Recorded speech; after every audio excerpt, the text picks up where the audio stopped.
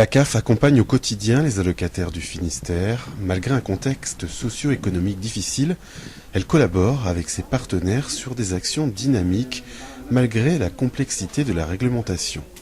Par exemple, les compagnons bâtisseurs du Finistère ont signé une convention avec la CAF qui leur verse chaque année 25 000 €.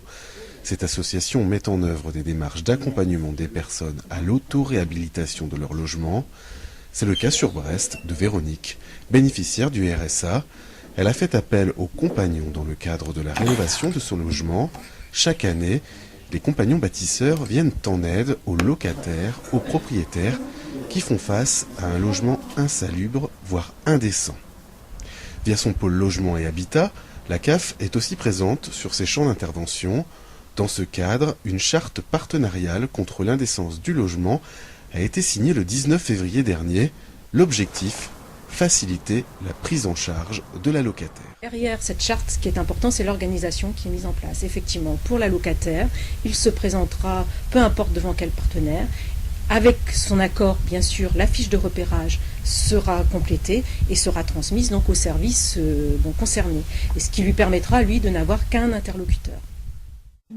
La CAF du Finistère, le territoire d'action sociale du Conseil général et le Pôle emploi expérimentent sur Brest Métropole Océane des plateformes d'instruction et d'orientation à destination des bénéficiaires du RSA. Depuis juin 2012, 78 plateformes se sont tenues sur le territoire de BMO, avec en moyenne 145 personnes reçues chaque mois. L'intérêt étant de simplifier l'accès des bénéficiaires aux revenus de solidarité active. Le principal avantage que peut avoir un allocataire aujourd'hui qui se présente sur une plateforme, c'est surtout d'avoir un guichet unique. Donc, en fin de compte, grâce à la plateforme, il va pouvoir rencontrer d'une part le Conseil général, de l'autre le Pôle emploi et la CAF. Grâce à cet entretien, il va pouvoir être rassuré sur son droit dans toutes ses composantes. En 2011, ce sont près de 7 millions d'euros qui ont été versés au titre du RSA dans le Finistère. Cette prestation est très complexe pour les allocataires, notamment pour ceux qui changent de situation régulièrement. En fonction des situations, il débute une activité, il a un RSA taux plein. Ensuite, en termes de fin d'activité, bien là, il ne comprend pas parfaitement qu'on puisse neutraliser ses revenus. Mais quand à nouveau, il reprend une activité, à nouveau, nous sommes obligés de réeffectuer un nouveau calcul.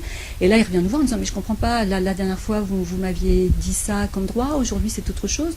On est obligé, effectivement, c'est difficile pour un public déjà fragilisé d'aller subir une explication d'un calcul complexe parce que, bien entendu, toutes les prestations interagissent entre elles et c'est pas facile de leur expliquer pourquoi une situation professionnelle peut générer autant de différences dans les droits. Dans le domaine de la petite enfance, ce sont plus de 3000 places de crèche qui sont proposées aux parents. Actuellement, la CAF travaille avec une cinquantaine d'entreprises sur le thème de la conciliation des temps pour les salariés parents. Les équipes de la CAF les accompagnent dans la mise en place de services de garde d'enfants. Certaines de ces entreprises ne peuvent pas prétendre à l'ensemble des aides. C'est le cas notamment de l'hôpital de Morlaix, de l'IGESA ou du CHU de Brest. Ces entreprises qui ne bénéficient pas de contrat enfance, jeunesse, ont un reste à charge qui est très important. Donc déjà, premier constat, c'est que ce n'est pas juste par rapport aux autres entreprises. Donc ce qu'on pourrait préconiser, vu qu'elles sont en train de redéfinir leur offre d'accueil, c'est qu'elles puissent, sur le nouveau schéma de déploiement de ces places d'accueil en crèche, on puisse les faire bénéficier du contrat enfance-jeunesse. Ce sont des entreprises publiques, donc elles ne peuvent pas bénéficier du crédit impôt famille, mais sur le contrat enfance, ce serait quand même assez précieux pour elles parce qu'on prendrait une partie du reste à charge. Je prends l'exemple de l'hôpital du CHU de Brest. Ils ont la particularité d'avoir des salariés sur 3 sites. Le site de Brest, le site de Carhaix et le site de Landerneau. Actuellement, ils ont une structure de 65 places sur Brest qui bénéficie à des non-brestois également. Mais l'idée, ce serait de pouvoir redéployer ces 65 places, voire plus, sur une partie sur Carhaix et peut-être une partie d'ici sur Brest, mais en créant peut-être des unités de micro-crèches. Donc l'idée équivalent des 65 places, ce serait de déployer sur 2 ou 3 sites ces 65 places. Donc de pouvoir faire bénéficier l'hôpital du contrat enfance-jeunesse. La CAF accompagne aussi au quotidien les allocataires porteurs de handicap. Elle signe notamment des conventions avec des partenaires. À Quimper, Loisirs Pluriel a une aide de la CAF de 28 000 € par an financée par le Fonds Handicap. Une responsable et 3 animateurs encadrent les enfants. Ce centre de loisirs original favorise dès le plus jeune âge la rencontre et le partage d'activités entre enfants porteurs de handicap et valides. La CAF du Finistère verse aussi des prestations dans ce domaine avec l'allocation éducation de l'enfant handicapé et l'allocation adulte handicapé. Cette dernière prestation peut être complexe pour les allocataires. Cette complicité, écoutez, je pense d'abord aux déclarations de ressources qui sont prises en compte 2 ans antérieurement. À titre d'exemple, en 2013, on prendra en compte les revenus 2011. On se rend compte, par exemple, que des jeunes bénéficiaires de l'allocation aux adultes handicapés auront perçu en 2011 une pension alimentaire. Cette pension alimentaire n'est plus forcément versée en 2013, mais elle sera quand même prise en compte pour le calcul de son allocation, ce qui peut lui faire perdre jusqu'à 350 € par mois, et ça durant 1 an. Malheureusement, la CAF ne dispose d'aucun moyen d'exclure ces pensions alimentaires pour le calcul de l'AH. Donc ça peut mettre ces jeunes-là en difficulté. Ces types de dossiers peuvent être présentés lors d'une commission de recours amiable. Elle regroupe 4 administrateurs de la CAF. L'année dernière, cette commission a étudié 4 992 dossiers, soit des contestations d'allocataires sur leurs droits, soit des demandes de remise de dette. La commission de recours amiable ne va pas pouvoir déroger à la réglementation.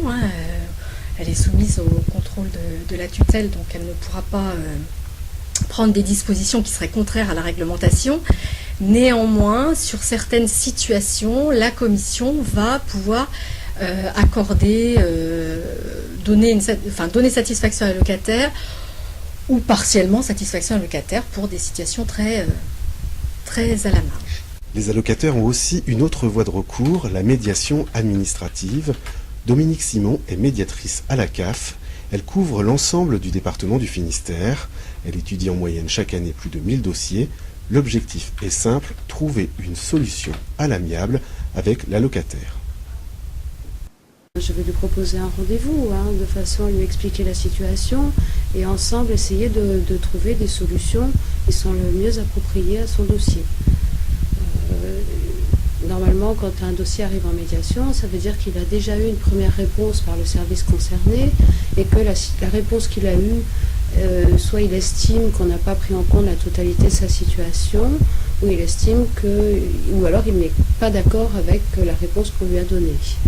Mon but, bien sûr, c'est d'essayer de trouver des solutions pour que l'allocataire bénéficie d'un maximum de ses droits. La CAF du Finistère est toujours présente auprès de ses allocataires et de ses partenaires. Près de 44% de la population est couverte par la CAF. 2 millions d'euros sont versés chaque jour aux allocataires, de quoi stimuler l'économie locale.